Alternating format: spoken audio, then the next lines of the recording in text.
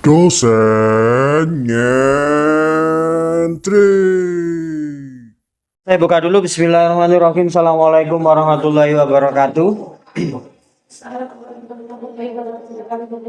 Dan sekarang kita masuk ke mata kuliah sosiologi sastra dengan topik sosiologi karya sastra.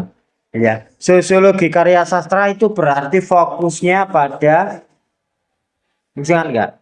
Sosiologi karya sastra berarti fokusnya pada kok sosial. Sosiologi karya sastra fokusnya pada karyanya. Kan sudah saya singgung Torek di awal dulu.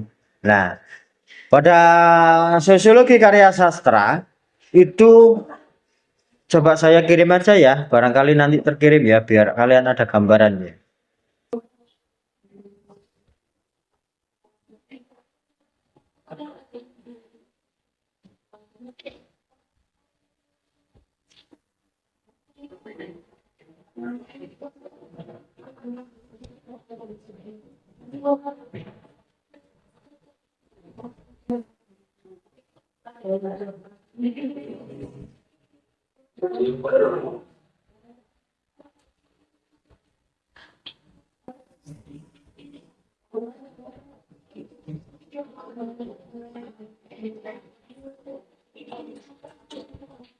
Pertemuan kelima.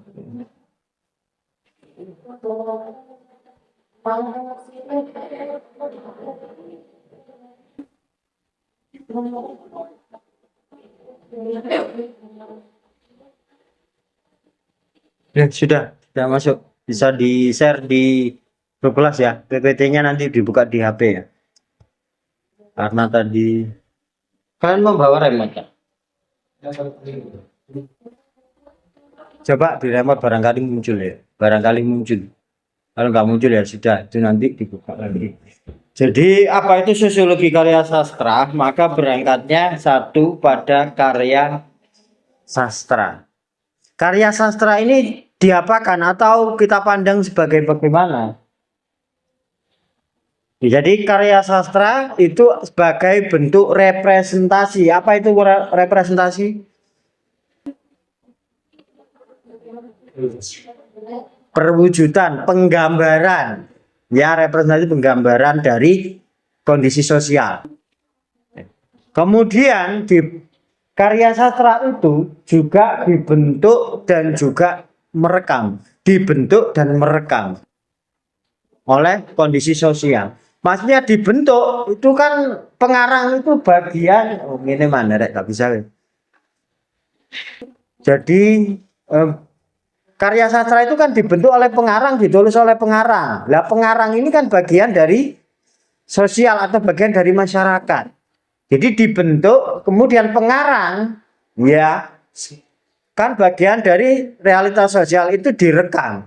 Aktivitas-aktivitas yang bisa didengar, diamati, dirasakan oleh pengarang itu akhirnya direkam dan dimasukkan ke dalam karya sastra. Jadi begitu posisi karya sastra di dalam sudut pandang sosiologi karya sastra, merefleksikan, dibentuk dan direkam. Posisinya karya sastra seperti itu. Sehingga dia dalam sebuah kajian dia harus otonom.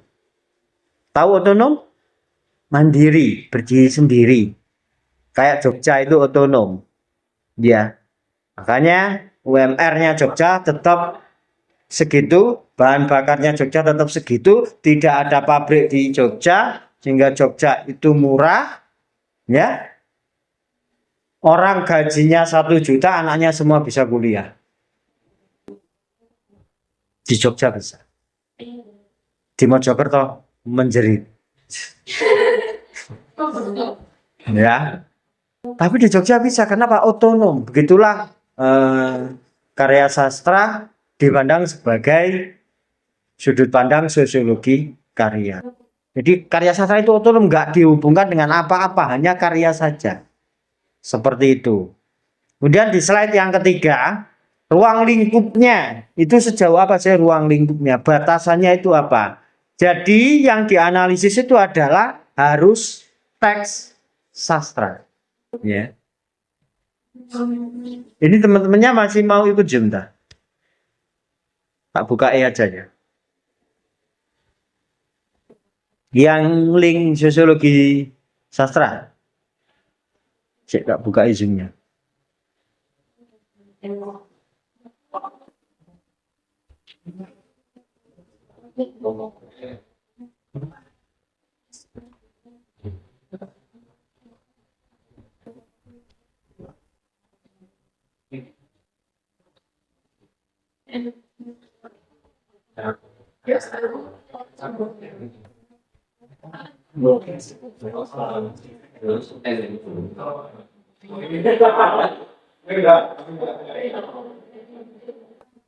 Oke, jadi teks di dalam karya sastra yang dikaji di sini adalah tema dan masalah sosial. Untuk tema wajib itu, nggak boleh ditoleransi.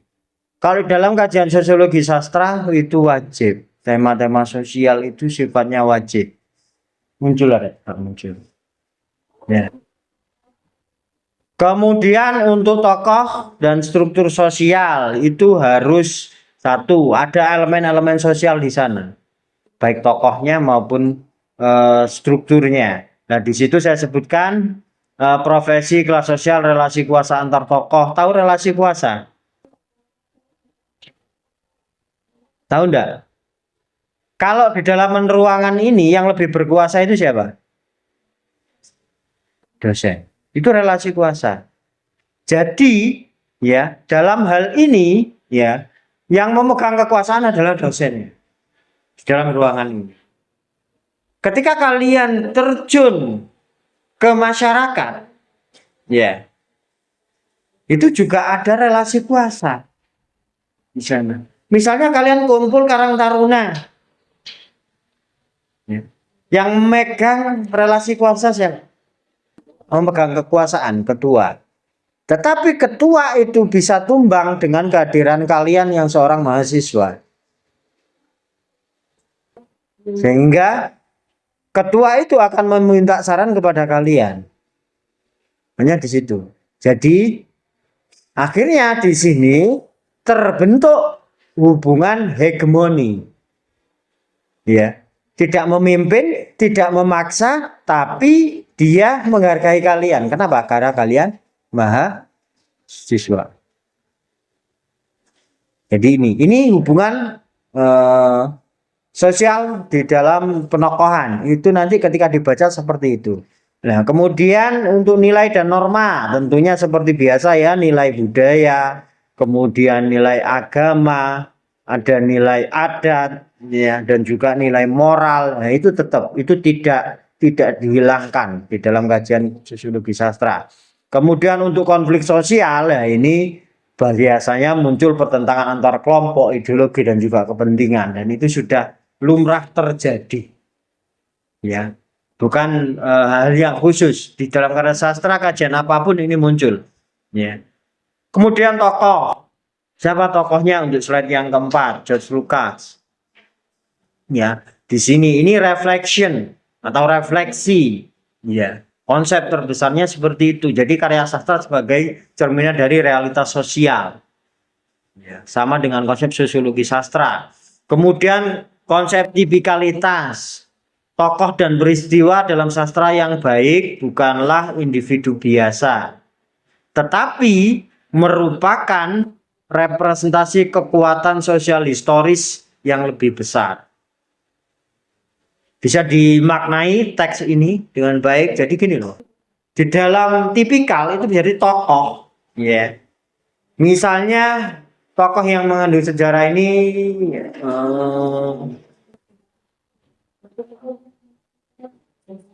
siapa tokoh Muhammadiyah ini? Siapa? Siapa Alan?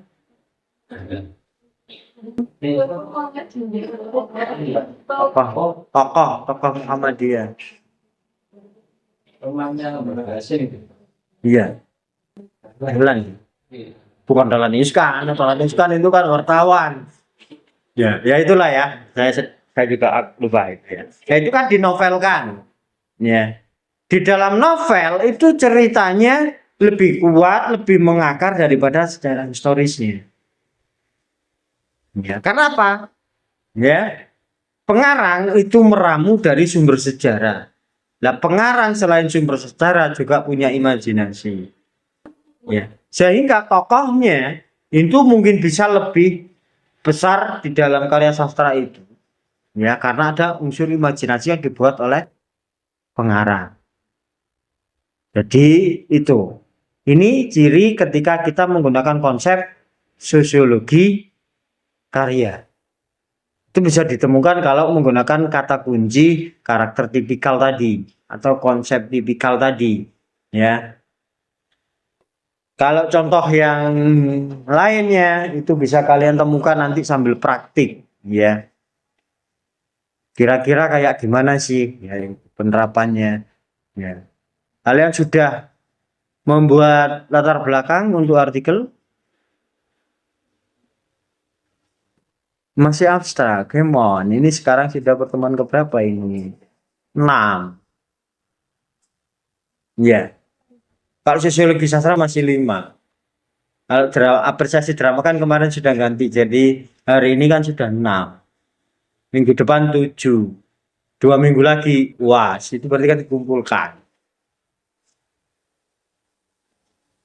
Jangan kebut semalam ya. Jangan kebut semalam. Ya. AI itu hanya untuk dasar atau hanya untuk menyempurnakan. Jadi kalau kalian mulai dari nol, kalian hanya akan mendapat dasar dengan AI. Tapi kalau kalian sudah membuat dasarnya, ya diberikan ke AI itu akan disempurnakan. Jadi dia kerjanya cuma separuh AI itu. Jadi kalau kalian berangkat dari nol, ya akan dapat separuh. Tapi kalau kalian sudah mengerjakan sebelumnya, kemudian dimasukkan ke AI, tugasnya AI berarti finishing. Nah, itu nanti jadi maksimal. Nek SKS, sistem kebut semalam, pasti mulai dari nol. Ya oleh mas separuh. Ya, jadi harus dimulai sekarang tugasnya itu, mulai manual, sebagai manusianya. Kalian nyusun. Nah, baru nanti terakhir dimasukkan di sana. Kan kalian sudah buat proyek itu kan di mata kuliah saya di menulis kreatif kemarin itu separuh, ya masih kurang separuh lagi. Tapi kalau kalian nulis dulu, ketemu konsep versi kalian, kalian masukkan ke AI, nah utuh akhirnya. Karena AI akan menyempurnakan konsep kalian. Tapi kalau kalian bertanya, tolong dong buatkan cerpen, separuh. Robot soalnya, nggak ada taste-nya, nggak ada rasanya. Begitu juga ngomong pekerjaan apapun, dapatnya separuh. Makanya oleh orang-orang cerdas itu AI sebagai asisten. Ya, sebagai asisten. Bukan sebagai orangnya, sebagai asisten. Asisten kan membantu. Nah, kalau kalian menggunakan AI sebagai utama, yo keliru kabeh. Ya. Yo asisten tahu toh, asisten. Asisten kan membantu kita tuh. Membantu loh rek konteksnya. Bukan mengerjakan secara total. Salah itu, konsepnya salah. Ya, karena terbatas. Ya, kalian bisa menggunakan itu untuk konsep atau menyempurnakan konsep kalian. Jadi cari tahu konsepnya, kemudian kalian kembangkan, atau kalian buat konsepnya, dia suruh ngembangkan. Jadi harus ada unsur manusianya. Nah, gak ada ya nggak terbentuk on dapat separuh. Ya, itu kemudian tokoh yang selanjutnya untuk ketika ngomong sosiologi karya itu ada Lucien Gottman. Ya. Lucien Gottman itu terkenal dengan strukturalisme genetik. Nanti ada yang presentasi strukturalisme genetik atau enggak ya? Atau strukturalisme profetik ya? Kalau struktur profetik itu nanti kalian harus mempresentasikan teori yang sudah saya buat. Ya, nanti itu sudah terpublish di jurnal, kalian tinggal ngunduh, tapi versi berbahasa Inggris. Ya. Kan ada AI ya, itu bisa. Kalau dia tolong terjemahkan, nah dia bisa. Karena teksnya ada yang utuh, ya. Kalian minta menerjemahkan saja. Nah, akhirnya kan konsepnya jadi utuh. Jadi kayak gitu. Nah, konsep strukturalisme genetik itu ya membongkar struktur di dalam karya sastra. Ya. Itu strukturalisme genetik itu ya. Atau struktural itu berangkat dari strukturalisme Levi-Strauss. Ya, kemudian strukturalisme itu kan umum, ya. Umum, general, ada oposisi biner, kiri dan kanan, baik dan buruk, ya. Tokoh lemah, tokoh kuat. Itu menganalisis pakai strukturalisme Levi-Strauss. Nah, strukturalisme genetik itu merevisi strukturalisme. Jadi gini konsepnya, strukturalisme di sini, strukturalisme genetik di sini. Strukturalisme genetik itu membongkar ingatan-ingatan kolektif, ya, atau memori-memori bagaimana sih struktur ini bisa terbentuk. Caranya kayak gini. Konsep ini itu bisa terbentuk itu dari apa? Ya. Jadi semua genetik itu mencari historinya, mencari sejarah keterbentukannya. Kenapa Ani kok bisa kawin sama Diki? Nah, itu dipakai strukturalisme genetik. Nah, jadi kayak gitu. Visinya itu ya, struktur mental dari kelompok sosial itu dibongkar menggunakan strukturalisme genetik. Itu konsepnya Lucien Gottman. Ya, jadi seperti itu. Fokusnya apa? Struktur teks dengan struktur sosial. Ya. Kalau di dalam teks tadi kan ngomong soal apa tadi, Ani sama Diki. Ya. Ani sama Diki kenapa kok bisa menikah? Padahal ini satu orang miskin, satu orang kaya. Kenapa bisa menikah? Kenapa kira-kira?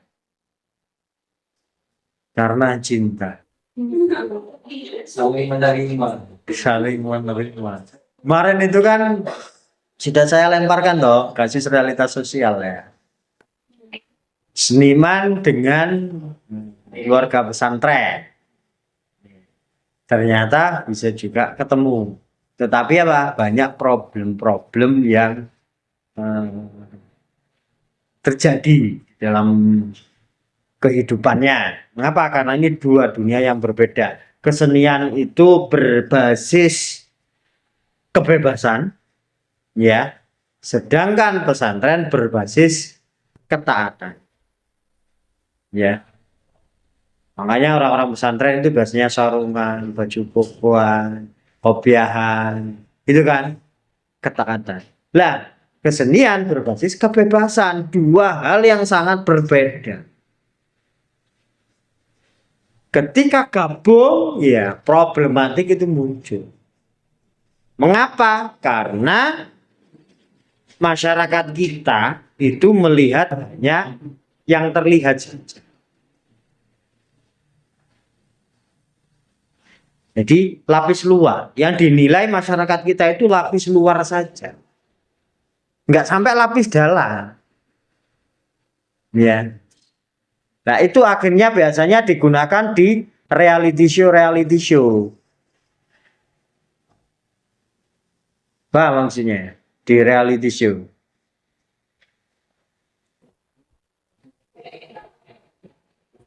Ya itu biasanya orang kaya pura-pura menjadi miskin untuk mencari jodoh. Itu kan banyak sih digarap di media sosial kita saat ini. Ya, di reality show.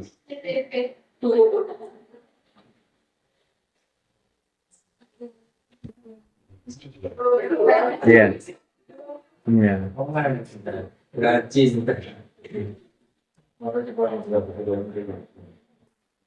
Kan gitu ya yang terjadi di media sosial kita saat ini ya. Nggih.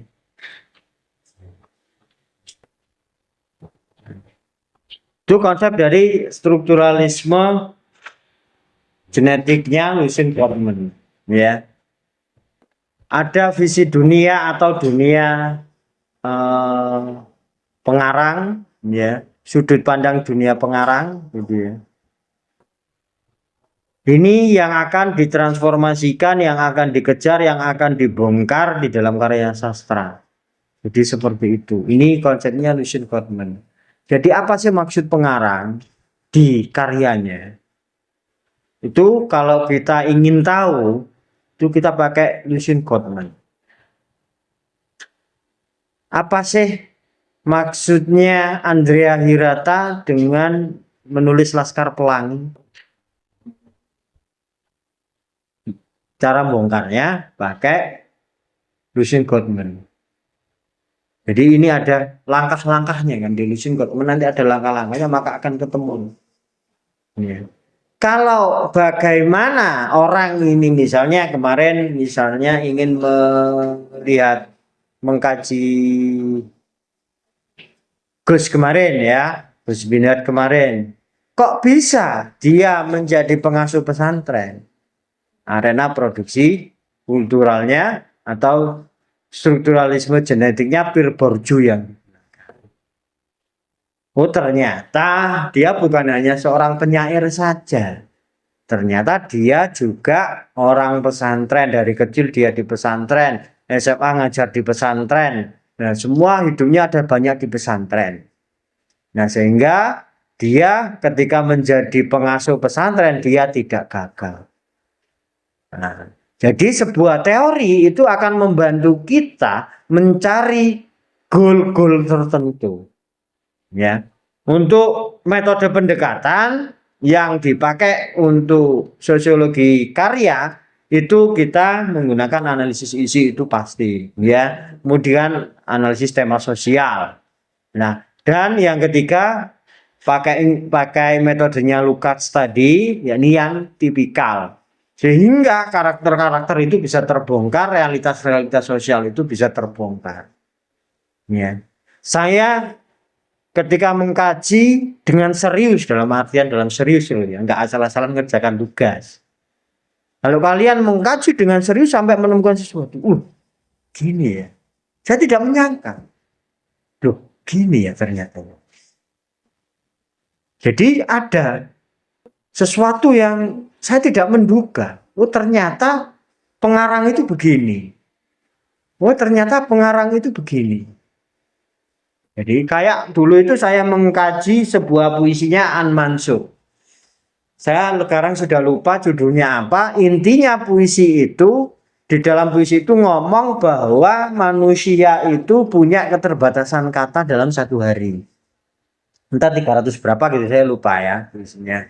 Saya sudah tidak lama tidak membaca ulang lagi. Saya membaca buku itu 2008. Tapi masih ingat. Tapi detailnya saya lupa, judulnya saya lupa. Nah, puisi itu ngomong itu tadi, misalnya 300 berapa gitu loh ya. Jadi orang tersebut itu dari bangun tidur hingga mau tidur harus hanya punya 300 berapa gitu loh kata. Kalau sudah lebih maka tidak bisa berkata-kata. Ya, di dalam puisi itu begitu. Puisi loh itu, bukan cerpen, bukan novel, tapi itu puisi. Ya, dia bekerja, istirahat, beli soto, apa dan menceritakan semuanya. Dan terakhir, ya, ketika telepon kekasihnya itu nggak ngomong apa-apa. Ceweknya itu, ya, bukan ngambek, tapi kehabisan kata-kata. Kehabisan kata-kata. Nah, si laki-laki masih menyisakan kata-kata untuk kekasihnya. Sehingga dia di akhir puisi itu disampaikan, aku mencintaimu sebanyak berapa kali, sisanya berapa. Aku mencintaimu. Jadi dia telepon itu, si laki-laki itu hanya ngomong itu. Aku mencintaimu. Karena kan sana nggak bisa membalas. Ya, sehingga ngomong apa? Aku mencintaimu sebanyak 17 kali. Nah, kemudian dia setelah lama saya nggak baca lagi, saya baca lagi, saya teliti lagi, saya kaji lagi, hanya tidak berupa tulisan ya, saya kaji berupa. Saya menemukan, saya menghitung lagi, ternyata puisi itu ditulis 300 kata, sama seperti konsep itu tadi. Loh, saya menemukan itu baru beberapa tahun setelahnya. Loh, ternyata orang ini jenius ya. Puisinya itu ngomong bahwa ada dunia yang hanya boleh 300 berapa kata. Ternyata puisinya dia nulis jumlahnya juga segitu. Kan dahsyat. Bagaimana mengepaskan kata dan puisinya nggak rumpang. Ya.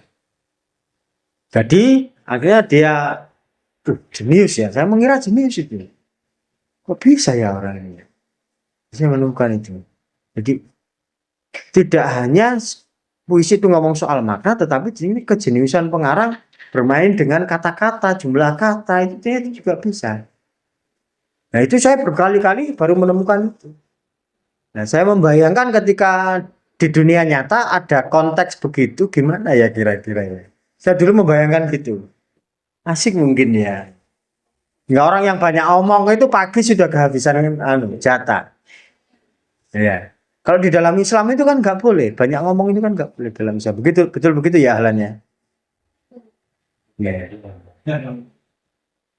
Banyak ngomong, banyak makan itu nggak boleh di dalam Islam. Banyak tidur. Ya. Jadi kalau kalian banyak ngomong hati-hati loh. Hati-hati. Jadi itu untuk metodenya. Kemudian selanjutnya di slide nomor 7 saya beri contoh di sini. Tadi saya kulik ya, Laskar Pelangi. Nah ini yang selanjutnya kulikan contoh untuk di ateisnya Akhdiyat Kartamiharja.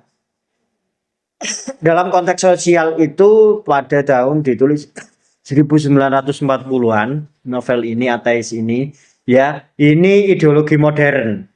Karena zaman saat itu masih klasik, di era-era ada Belanda, di situ Belanda itu yang membawa peradaban modern.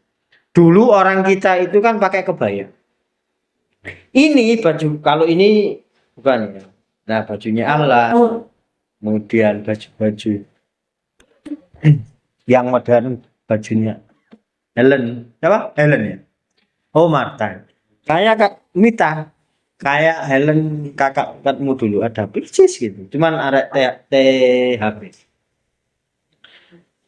Konflik ya itu muncul dari perbedaan mazhab tadi, yang klasik sama yang modern.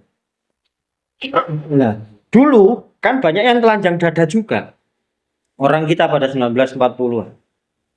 Di desa-desa itu loh, bukan yang kota ya. Di desa itu banyak yang telanjang dada. Ya, gitu.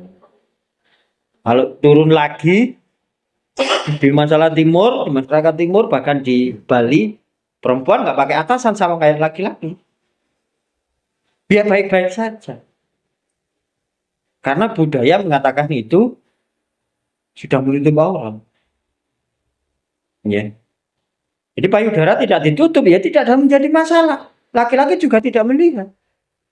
Karena dalam konteks di situ disepakati, budayanya disepakati ya bahwa aurat itu besar ke bawah sama dengan laki-laki.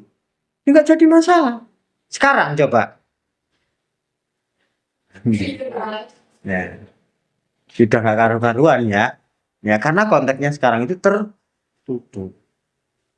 Tetapi ketika ada yang terlalu tertutup juga menjadi masalah. Orang yang pakai syar'i itu pasti orang yang ngerasani. Hehehe lu kan muncul masalah kan akhirnya. Rasan-rasan itu kan karena ada masalah kan. Nah, karena konteksnya saat ini masih seperti ini. Ini masih ditoleransi karena kesepakatan bersama ini yang disepakati. Walaupun nggak janjian loh ya. Masyarakat itu nggak janjian. Ya, seperti itu. Tapi sepakati bersama tanpa perlu rapat, nggak perlu. Budaya itu gitu. Nggak pakai rapat terkait budaya itu.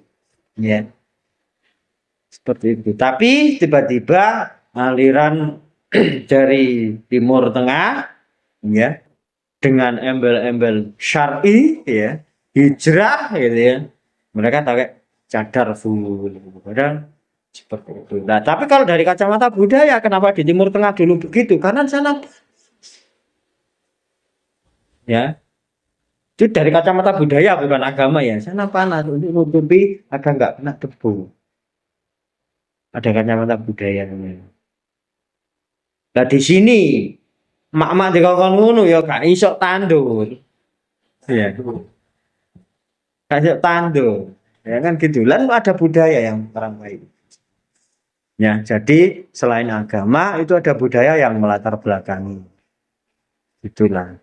Jadi kalau budaya itu akan diterima dan awet. Kalau masuknya sama budaya. Islam itu kan masuk ke Jawa, bahkan masuk ke Indonesia, itu kan melalui jalur budaya. Salah satu contohnya, ya, kalender Islam sama kalender Jawa itu sama. Sedahsyat itu loh ya, pembawa agama Islam yang masuk ke sini. Kalendernya itu loh disamakan agar bisa masuk Islam ke Jawa itu. Kenapa Jawa dulu itu Hindu Buddha, kerajaan Majapahit yang sangat besar, sangat canggih, teknologinya sangat modern, ya. Kalau dulu itu kan penyebar agama Islam menyampaikan Islam itu kan ngomong surga. Kondisi surga itu seperti apa? Datang ke tanah Jawa, banyak air, banyak hijau-hijauan, banyak buah-buahan loh. Ini kira-kira saya mau ngomong apa? Di sini sudah melimpah. Kalau di Timur Tengah kan nggak ada.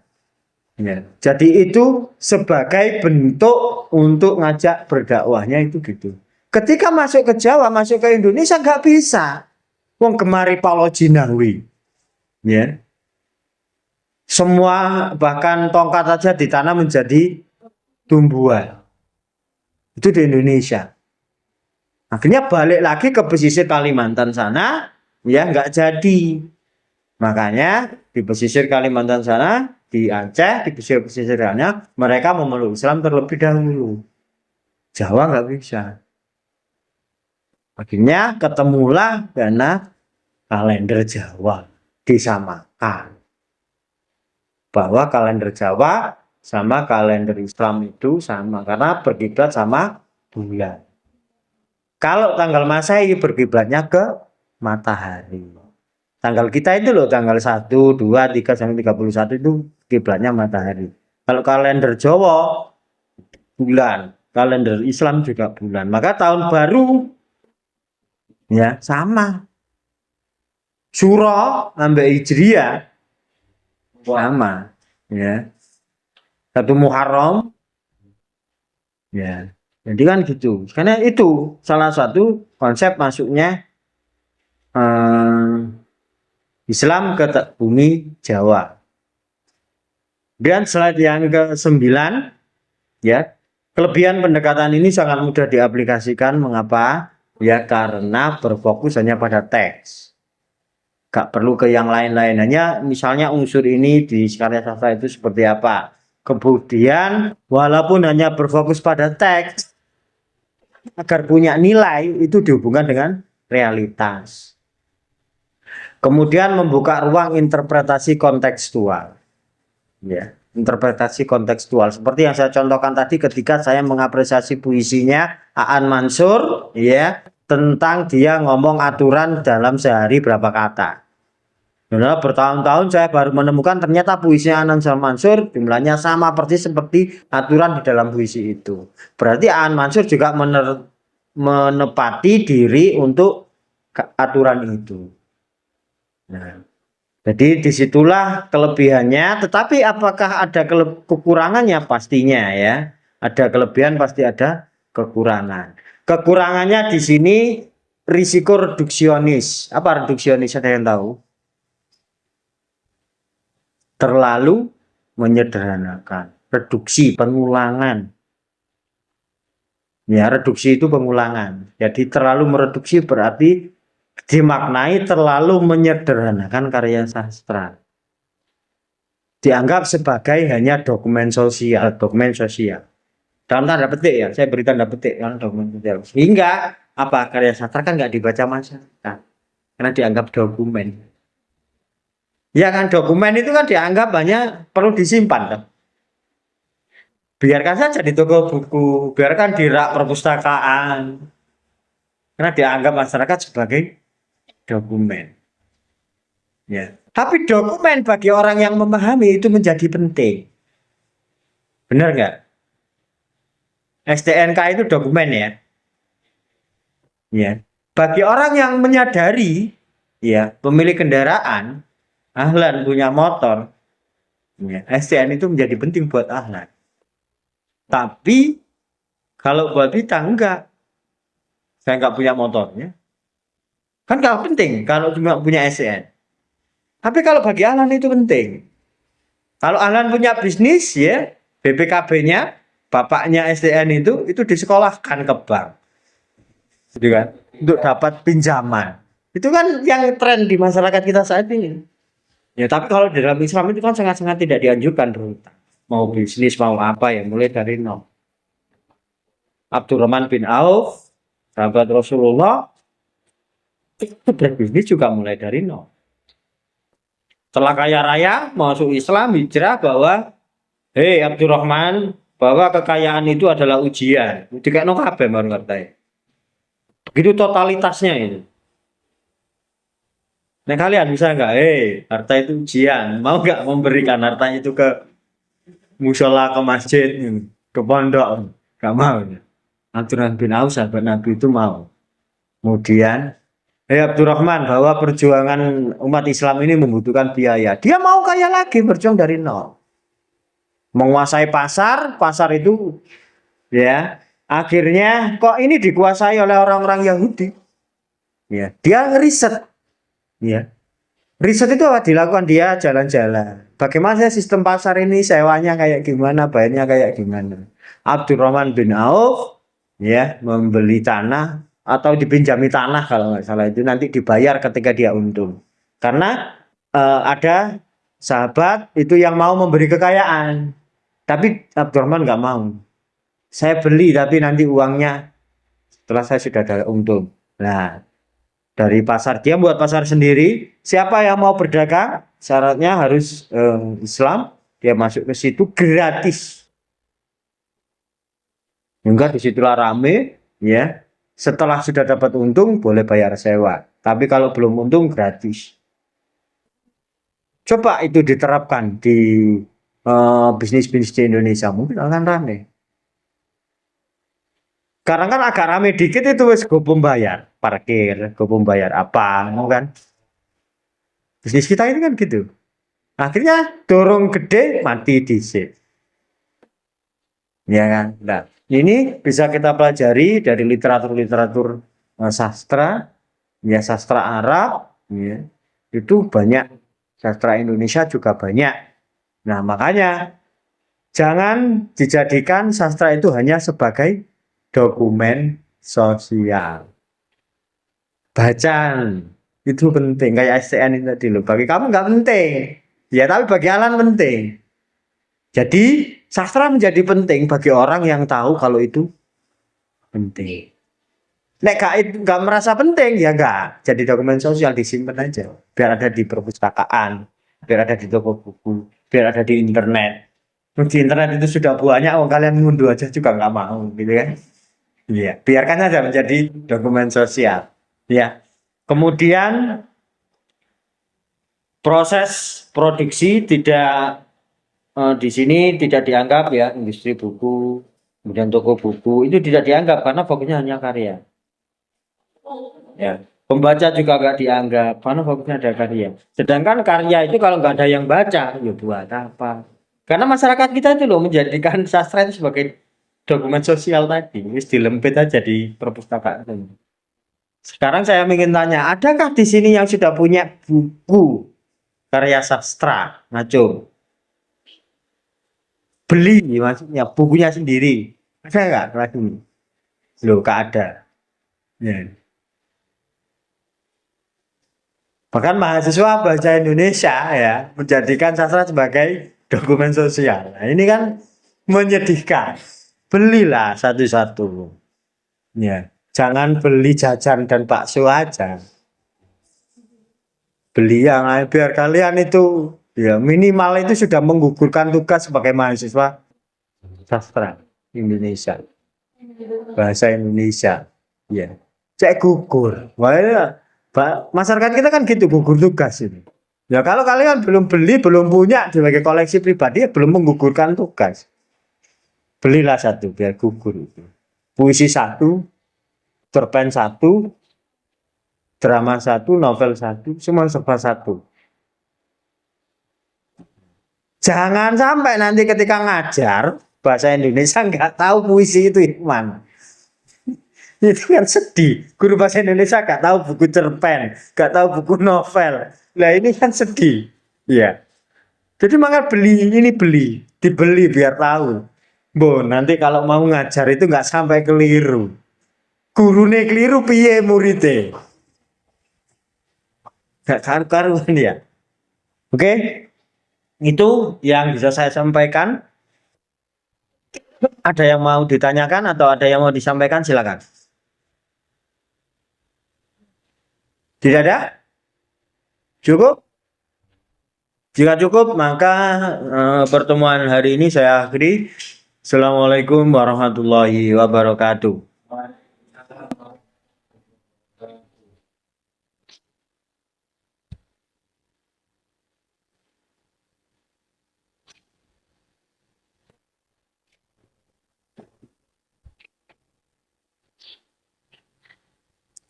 Nah iya, mau kelas pertama itu bisa loh dipakai. Kelas kalian nggak main.